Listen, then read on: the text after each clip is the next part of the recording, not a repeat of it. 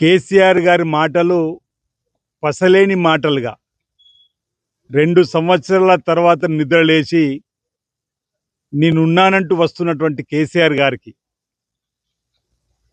10 సంవత్సరాలలో రాష్ట్రాన్ని ధ్వంసం చేసి విధ్వంసం చేసిన అంశంలో పొరపాటు జరిగిందని క్షమాపణ కోరుతానని చెప్పి అనుకున్నాం.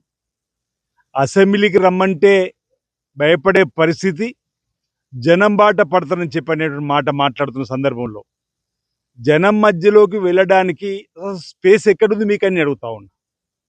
ప్రజల ఆలోచనకు అనుగుణంగా గౌరవ ముఖ్యమంత్రి రేవంత్ రెడ్డి గారి నాయకత్వంలో బ్రహ్మాండంగా పనులు జరుగుతున్న వేళ రాష్ట్ర ఆర్థిక పరిస్థితి 8 లక్షల కోట్ల అప్పుల్లోకి మీ పరిపాలన ద్వారా నెట్టివేయబడ్డప్పటికీ ఈ రాష్ట్రాన్ని ఒక గాడిలో పెట్టి ప్రతినిత్యం 18 గంటలు కష్టపడుతూ మా ముఖ్యమంత్రి గారు రాష్ట్రాన్ని ముందుకు తీసుకుపోతూ ప్రజలతో ఒక చక్కటి సంబంధాన్ని బాంధవ్యాన్ని ఏర్పరచుకున్న వేళ 2023లో మీరు చూసారు.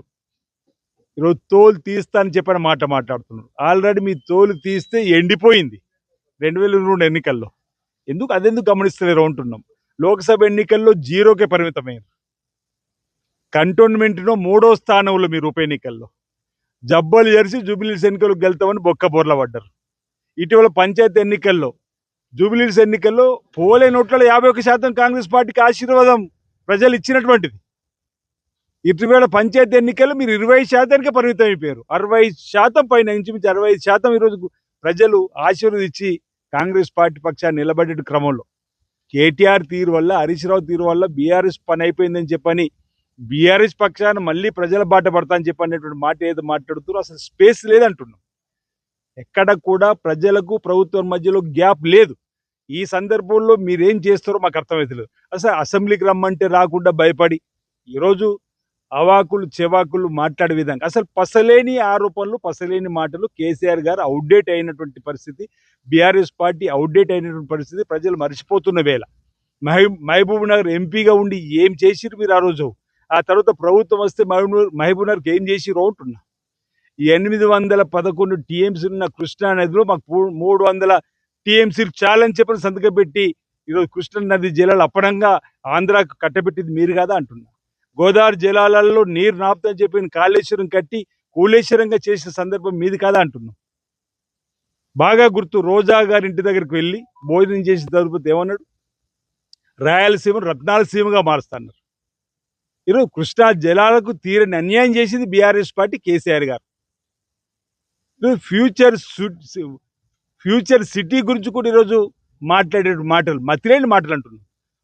భావి తరాల ప్రజలకు ఉపయోగపడే విధంగా, భవిష్యత్ తరాల ప్రజలకు ఉపయోగపడే విధంగా, యువతకు ఉపయోగపడే విధంగా, నిరుద్యోగులకు ఉపయోగపడే విధంగా ఫ్యూచర్ సిటీని ఈరోజు నెలకొల్పుతుంటే అది కూడా మీ కళ్ళకి కనిపిపోతే ఎలా అంటున్నా.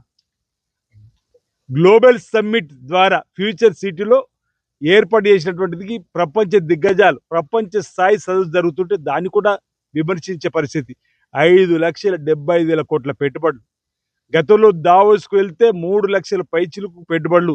ఈరోజు తెలంగాణకు ఫ్యూచర్ సిటీకి వస్తున్న క్రమంలో ఈరోజు సహకారం అందించాల్సింది పోయి ఈ విధంగా 2 ఏళ్ల తర్వాత నిద్రలేసి ఏదో 4 మాటలు మాట్లాడాలి, ప్రజలకు మధ్యలో వెళ్ళాలి అని చెప్పిన మాట. రండి, మీరు ప్రజల దగ్గరకు వచ్చి ప్రజలకు మాకు మధ్యలో గ్యాప్ ఏదో చెప్పండి, వాటిని మీరు అమలు చేసే పరిస్థితి.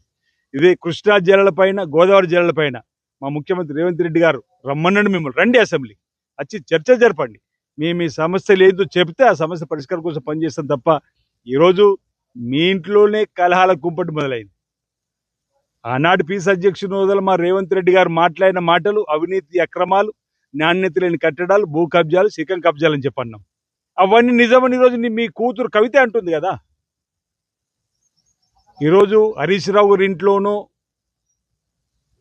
ఎవరింట్లోనో బంగారం అయితే తెలంగాణ అంతా బంగారమయం కాలేదు కదా అని చెప్పని, ఏకంగా సంతోషం ఇంట్లో బంగారం అయితే బంగారం కాలేదు కదా తెలంగాణ అంతా చెప్పని సొంత చెల్లి కవిత మాటలు కేటీఆర్ సమానం చెప్పడు, సొంత కూతురు కవిత మాటలకు సమానం చెప్పారు. ఆ రోజు మా మాటలే ఈరోజు కవిత అంటుంది. ఆనాడు అవినీతి అక్రమాలు జరిగిన మాట వాస్తవమే, భూకబ్జా జరిగిన మాట వాస్తవమే అన్నటువంటి దానికి ముందు సమానం చెప్పే ప్రయత్నం చేయాలి. మీ ఇంట్లో ఉన్నటువంటి కలహాలను కాపాడుకోవడానికి కోసం ప్రజల మధ్యలోకి రావడమే తప్ప ప్రజలమైన మీకు ప్రేమ ఎలాంటిది లేదు. కేసీఆర్ గారు 2 ఏళ్ళు అవుతుంది ప్రజల ఇబ్బందులు పట్టించుకోకుండా, అసెంబ్లీ జరుగుతున్న అసెంబ్లీకి రాకుండా, ప్రజల పక్షాన సలహాలు సూచనలు ఇవ్వకుండా ఇంటికే ఫామ్ హౌస్కే పరిమితమైనటువంటి మీరు ఈరోజు తేరుకొని నిద్రలేసి వచ్చి ఏదో చెప్పాలనుకుంటున్నారు. సరికాదు. ఇప్పుడు తోలు తీస్తా అనే పదం సరైనది కాదు. మా ప్రభుత్వము రాకంటే ముందు రేవంత్ రెడ్డి గారి నాయకత్వంలో మీ తోలు తీస్తే ఇప్పటికి ఎండిపోయింది ఆల్రెడీ. ఇప్పుడు ఇంతకుముందు మళ్ళీ చెప్పాల్సినటువంటి అవసరం లేదు. మీరు ప్రజల పక్షాన నిలబడే నిజంగానే ఉంటే మీరు అసెంబ్లీకి రండి, అసెంబ్లీలో మీ వాదనలు వినిపించండి, ప్రభుత్వం తరఫున మీ వాదనలు వినిపిస్తాం. ముమ్మాటికి కేసీఆర్ గారి వైఫల్యం వల్లనే కృష్ణా జలాలు, గోదావరి జలాలు ఈరోజు మన తెలంగాణకు రాకుండా పోయింది. ఎందుకంటే కాళేశ్వరం అయితే కూలేశ్వరం అయిపోయింది, కృష్ణా జలాలను అప్పనంగా ఆంధ్ర కప్పైపోయిండు, రాయలసీమ రత్నాలసీమ మారుస్తున్నాడు. ఇవన్నీ కూడా ప్రజలు గమనించి మేము పక్కన పెట్టిండ్రు. మీ పగటి కళలు ప్రజలు వమ్ము చేస్తారు, గుర్తుంచుకోండి. రాబో 3 సంవత్సరాల ఎన్నికల్లో కూడా తిరిగి మా ముఖ్యమంత్రి రేవంత్ రెడ్డి గారి నాయకత్వంలో కాంగ్రెస్ పార్టీ తిరిగి అధికారంలోకి వస్తుందన్నమాట ఈ సందర్భంగా తెలియజేస్తా ఉన్నాను.